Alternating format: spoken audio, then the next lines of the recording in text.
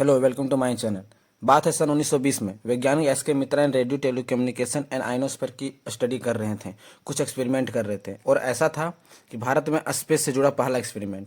ये एक्सपेरिमेंट वह कारण बना जो भविष्य में आने वाले दिन में इसरो का निर्माण होगा। इसके बाद आए सीवी रमन और मेघनाथ साहा, जिसने अंतरिक्ष और रॉकेट की पढ़ाई को भारतीय पाठ्यक्रम में जोड़ने का योगदान दिया। इसके बाद 1945 में दो होनहार वैज्ञानिक आए, विक्रम साराभाई और डॉक्टर जहांगीर बाबा। विक्रम साराभाई ने अहमदाबाद में फिजिकल लेबोरेटरी की शुरुआत की और जहांगीर ने मुंबई में Tata institute of fundamental research की शुरुआत की। ये दौर तब था 1945 का। ये दोनों सेंटर स्पेस से आने वाले रेडिएशन और धरती के गर्भ में मैग्नेट का बदलाव का अध्ययन के लिए अलग अलग एक्सपेरिमेंट करते थे। अब था वो दिन जिसने सब कुछ बदल कर रख दिया। 4 अक्टूबर 1957 को समय था शाम के 4:58। रसिया स्पेस में पहली मानव निर्मित सैटेलाइट को छोड़ने में सफल रहा। उसका नाम स्पुतनिक 1 था।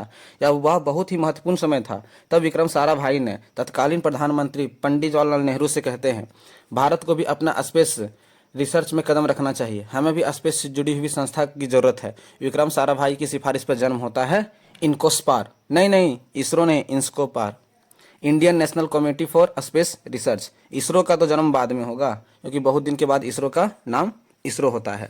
समस्या तो ये थी कि इनको स्पार का तो गठन हो गया, पर वैज्ञानिक को कहाँ से लाएंगे, ये काम मुश्किल था। पर विक्रम साराभाई रहते हुए ये काम कोई मुश्किल तो ज़्यादा नहीं थी। उसने इंडियन ऑर्डिनेंस फैक्ट्री से वैज्ञानिक और इंजीनियर को निकाल कर एक टीम बना दी। दूसरी समस्या, इन लोग की ऑफिस कहाँ बनाया जाए। तब गांव के एक तबेले में लेबोरेटरी और ऑफिस एक चर्च में बनाए। गांव थुम्बा, केरला। वहाँ के लोग मछली उछली पकड़ते थे। ज़्यादा गांव वहाँ पे नहीं था, 500 गांव के वहाँ पे थे। पत्ता और घास फूस के रहते थे। अगर आपको शक है कि विक्रम साराभाई ने ऑर्डिनेंस फैक्ट्री से ही वर्कर को क्यों चुना, तो मटेरियल साइंस से रॉकेट प्रोपेलर में अच्छी जानकारी थी उन्हें। इन्हीं चीज़ों की नीड होती है रॉकेट बनाने के लिए। अब शुरू होगी गाय की तबेले से। किसे विश्वास होगा कि गाय के तबेले से स्टार्ट इसरो आने वाला दिन मार्स, मंगल, चंद्रयान और आदित्य 1 तक पहुंच जाएगा। थुम्बा इक्वेटोरियल लॉन्चिंग स्टेशन की स्टार्ट की वहां से।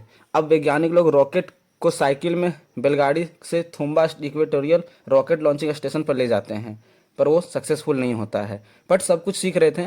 दुनिया हैरान हो गई थी कि इसरो भारत ने अपना स्पेस स्टेशन बनाने का प्रोग्राम बनाया है।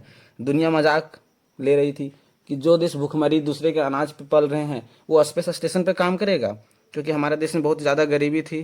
पूरा दुनिया मजाक उड़ा रही थी, पर विश्वास था कि एक समय आएगा। उस टाइम भी इनको स्पार था, पर इसरो, हमको बोलने की आदत हो गई है इसरो, बट उस समय भी इनको स्पार था। Don't confuse. यहाँ पर एक दो घटना का जिक्र करूंगा। पहला, टेस्ट इवोल्यूशन टीम का गठन होना, और दूसरी, भारत की पहली रॉकेट लॉन्च की कहानी। यह कहानी उन्हीं व्यक्ति की है जिसमें वहां पे घटनास्थल पे थे। इसरो की नई नवेली टीम 1960 के दशक में नासा से ट्रेनिंग करके भारत लौट आते हैं। सबका जोश हाई था, फटाफट रॉकेट तो बना डालते हैं, पर सोडियम फ्यूल पर आधारित होने के कारण ये इग्निशन फेल हो जाता है, स्टार्ट ही नहीं होता। एपीजे अब्दुल कलाम आज़ाद और मारुति और अरुमनंदन तीनों ऑब्जर्व करते हैं, ये तो गड़बड़ हो गया। फिर से बोलते हैं रैंडम फेल्यूर, इसको घोषित कर देते हैं। सेकेंड रॉकेट का फिर से निर्माण करते हैं, फिर वहां भी फेल्यूर हो जाते हैं। उन्हें लगा एक तो फेल हो सकता है, पर बार बार ये अच्छी बात नहीं है। तो उन्हें लगा क्यों ना फ्यूल को एग्निशन वैक्यूम में करके देखा जाए। किया, फिर भी फेल हो गया। उन लोग थोड़ा अपसेट हो जाते हैं, पर उसके बाद उन्हें एक सबक मिलता है। तब इसरो ने 1960 में अपना टेस्ट इवोल्यूशन डिसाइड करता है, ताकि इग्निशन होने से पहले बहुत सारा टेस्ट करें, तब इग्निशन फायर करें, क्योंकि रॉकेट बनाना बहुत ही महंगा और पैसा इन्वेस्ट काम होता था। तो बहुत सारा फेलियर हुए और बहुत सारा उन लोग के कठिनाई आई। अब रिसेंटली इंदिरा गांधी 1972 में इसरो का नाम बदल देते हैं, इनकोस्पार से इसरो बना देते हैं। अब भारत की पहली लॉन्च व्हीकल की कहानी, जो मैं आपको इसरो अब पर्सनल हिस्ट्री बुक के एक चैप्टर से सुनाता हूँ, जिसको लिखा है आर मुंडन ने। अब मैं जो बताने जा रहा हूँ उस पुस्तक में एक एक शब्द मैं पढ़ रहा हूँ। दिन था 10 अगस्त 1979 का। हमें सुबह के समय लॉन्च करना था, और लॉन्च के पहले हमने अपनी कंसोल पर बैठा हुआ था। मेरे सामने अब्दुल कलाम साहब और सब सिस्टम फोन से बात हो रही थी। हमें मिशन डायरेक्टर से लॉन्च के लिए क्लियरेंस मिल जाता है, और काउंटडाउन शुरू होते ही काउंटडाउन 0 होता है। रॉकेट लॉन्च पैड से जादुई तरीके से ऊपर उठने लगता है। एक कलाम साहब की तरफ हम देखता हूँ, कहीं से भी उनके चेहरे से पता लग जाए कि हमारा रॉकेट सक्सेसफुली लॉन्च हो गया है। उनके चेहरे पर निराश थी और वो घूमकर मेरे तरफ अपना अंगूठा को नीचे करते हैं और निराशा का इशारा करते हैं। हमारा लॉन्च व्हीकल 560 किलोमीटर की दूरी पर बंगाल की खाड़ी में जा गिरा और हमारा प्रथम प्रयास, जिसमें हम अपनी सैटेलाइट को लॉन्च व्हीकल से करने का प्रयास कर रहे थे, वो फेल हो गया। क्योंकि इसरो ने अपनी सारी चीज़ें खुद ही बनाई थी। भले हमारी आगे बढ़ने की रफ्तार कम हो गई थी, पर हमारी नींव बहुत मजबूत हो रही थी। इसरो की कड़ी मेहनत और प्रयास को देखते हुए रशियन और फ्रेंच एजेंसी बहुत ही ज़्यादा प्रभावित हुए। तब उन्होंने एक ऑफर दिया, क्यों ना अपनी सैटेलाइट हमारे लॉन्च व्हीकल से लॉन्च करें। तब भारत ने अपनी पहली सैटेलाइट आर्यभट्ट रसिया के इंटर कॉस्मोस लॉन्च पैड से की। अब समय आ गया था 1990, जब भारत ने PSLV आ चुका था, पोलर सैटेलाइट लॉन्च व्हीकल। हम धीरे धीरे विदेशी सैटेलाइट लॉन्च कर रहे थे। स्पेस मार्केट में अपनी छोटी सी जगह बना चुके थे। अमेरिका के पेट में गुड़गुड़ी होना चालू हो गया था, क्योंकि उनको लगा इंडिया स्पेस में अपना बना लेगा स्थान, तो हमारा क्या होगा। अब भारत को एक क्रायोजेनिक इंजन की आवश्यकता थी, जो क्रायोजेनिक इंजन सिर्फ रसिया दे सकता था। अमेरिका को पता चला, बहुत ही टेंशन हो गया। उस समय अमेरिका को खबर मिल जाती है, क्योंकि रसिया क्रायोजेनिक इंजन भारत को देने वाला था। उस समय के जाने माने साइंटिस्ट नम्बी नारायण उस समय का क्रायोजेनिक इंजन के पीछे सबसे बड़ा चेहरा था।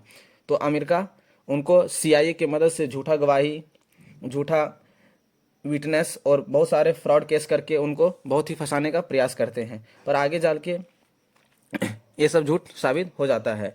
अमेरिका बहुत सारे सेंक्शन हमारे ऊपर ला देता है। हमारे ऊपर सेंक्शन मई 1992 से लेकर 94 के बीच में रहा। हमको बहुत सारी प्रॉब्लम हुई। सन 1999 समय था कारगिल का, जब हमारे देश में कारगिल हो रहा था। उसमें ना हमने अमेरिका से GPS सिस्टम के द्वारा GPS डेटा मांगा, पर अमेरिका ने मना कर दिया। उस समय हमारा देश नेविगेशन सिस्टम बनाने के लिए तैयार हुई। चाइना 2003 में अपना एस्ट्रोनॉट भेज चुका था। रिसेंटली प्रधानमंत्री अटल बिहारी वाजपेयी जी ने अपना नेविगेशन सिस्टम बनाने के लिए इसरो से कहा। 2008 में चंद्रयान-1 हमारा सक्सेसफुल हो गया। अटल बिहारी वाजपेयी जी 2003 में ही वो बात कर देते हैं, पर कुछ समस्या के कारण 2008 में इलेक्शन वजह से 2013 अपना मार्स ऑर्बिटर, पहली स्पेस एजेंसी जिसने मार्स ऑर्बिटर में प्रवेश किया, दुनिया का पहला फर्स्ट अटेम्प्ट में हमने कर दिखाया। हम लोग पूरा दुनिया में छठा राष्ट्र बन गए जो पूरी तरह से लॉन्च कैपेबिलिटी को हासिल कर ली। 23 अगस्त 2023 को soft landing lunar south pole पे हमने कर लिया। सेकेंड चंद्रयान हमारा फेल रहा, बट उनके द्वारा दिया गया जो भी प्रॉब्लम था उसको सॉर्ट आउट करके चंद्रयान-3 में हमने आराम से सॉफ्ट लैंडिंग करके दुनिया का पहला देश बन गया। इस तरह भारत ने बहुत ही कड़ी मेहनत करके स्पेस में अपना स्थान बनाया है। इसरो चंद्रयान-1, चंद्रयान-2, चंद्रयान-3, अभी गगनयान, आदित्य, बहुत सारे ऐसे मिशन हैं जो आने वाले भविष्य में दुनिया को एक्सप्लोर करेंगे स्पेस के बारे में, जो भारत अपना